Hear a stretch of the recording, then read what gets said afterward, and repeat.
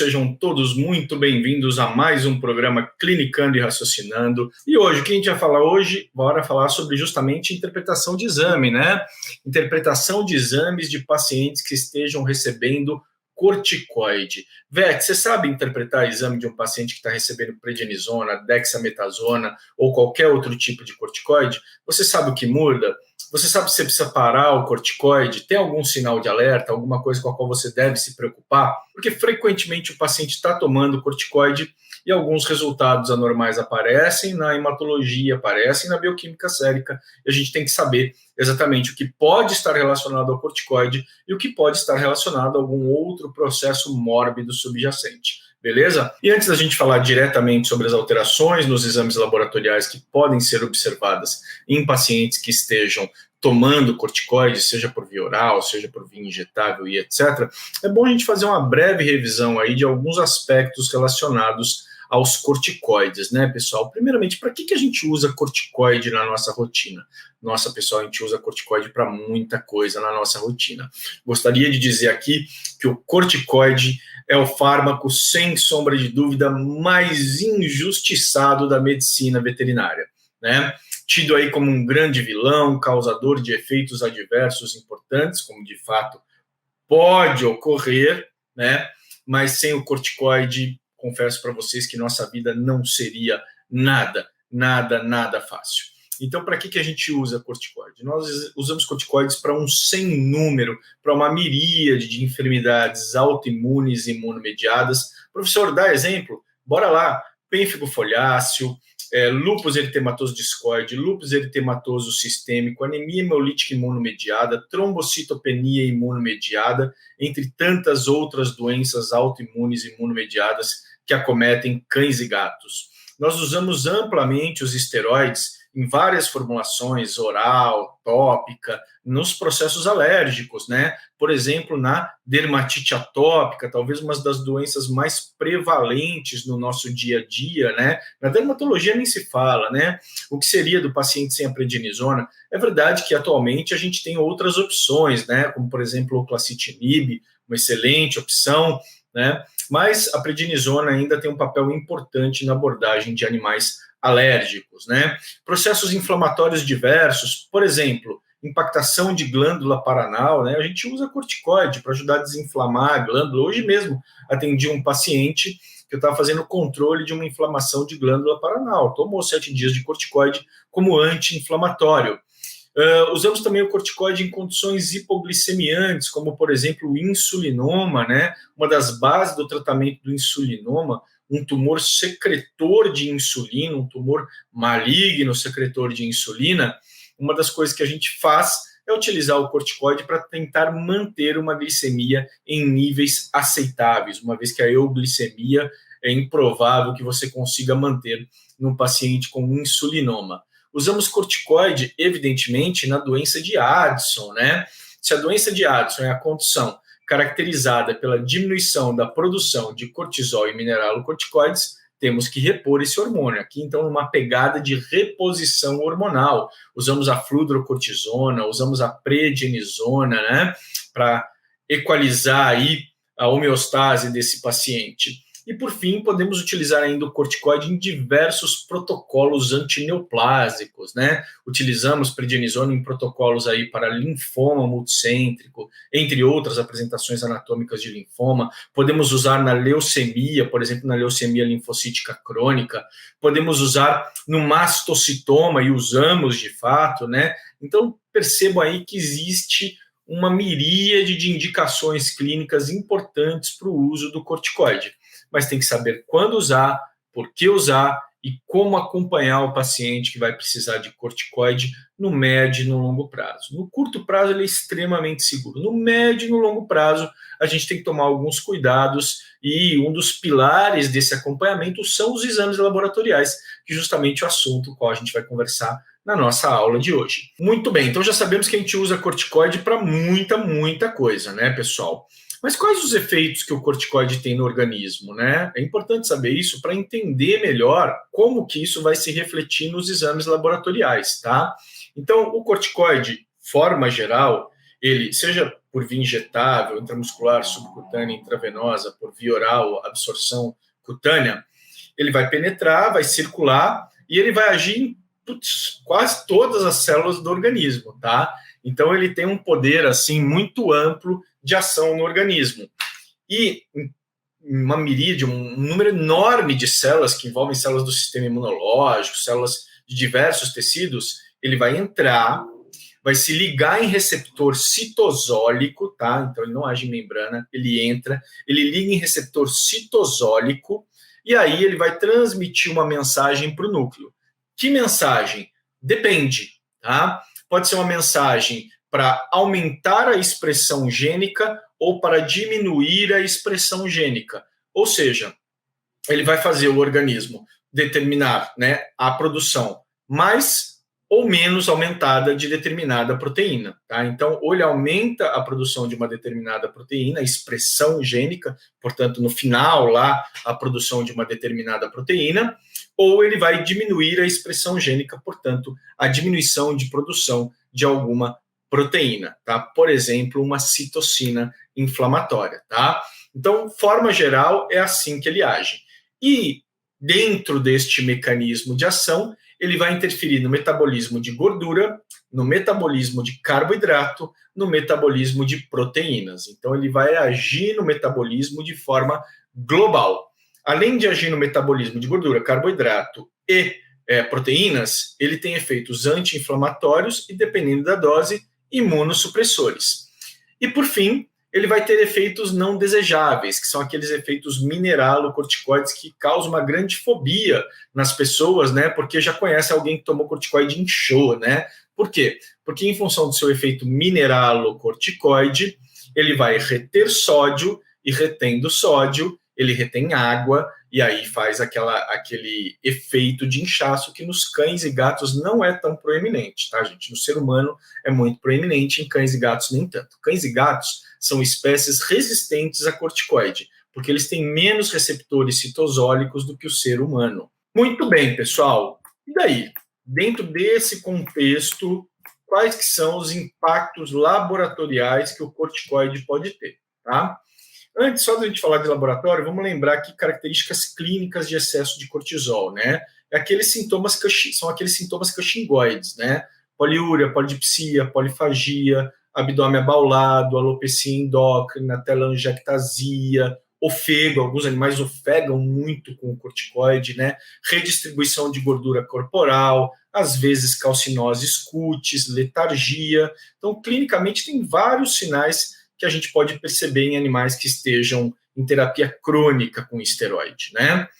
E aí, pessoal, quando a gente precisa usar um corticoide por período prolongado, como a gente conversou anteriormente, né, para controle de uma doença imunomediada, autoimune, precisa manter no médio e no longo prazo, tá? Eu tenho pacientes que tomam corticoides há anos, pessoal.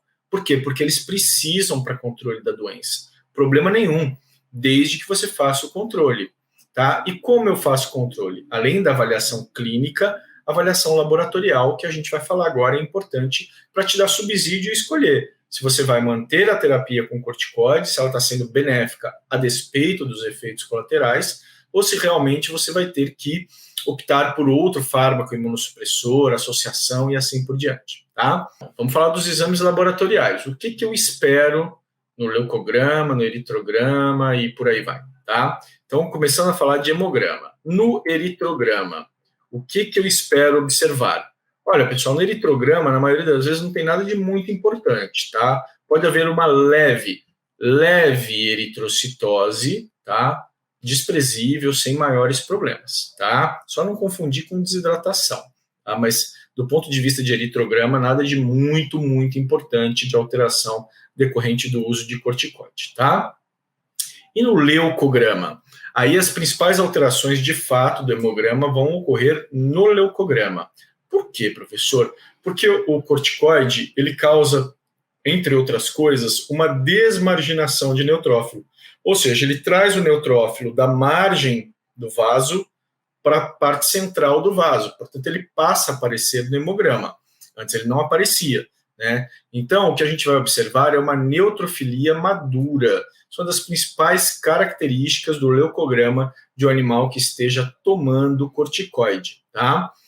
Além da neutrofilia madura pela desmarginação dos neutrófilos, é comum, muito comum, que os esteroides causem linfopenia, tá? Por que ele causa linfopenia? Porque normalmente ele aprisiona, mantém os linfócitos dentro dos órgãos linfóides, dificultando a sua saída. Então, por exemplo, dentro dos linfonodos, né? Então ele aumenta a saída para os órgãos linfóides e dificulta a recirculação dos linfócitos. Isso acaba causando a linfopenia transitória com o uso do esteroide. Tá? Então, outra característica muito comum é a linfopenia.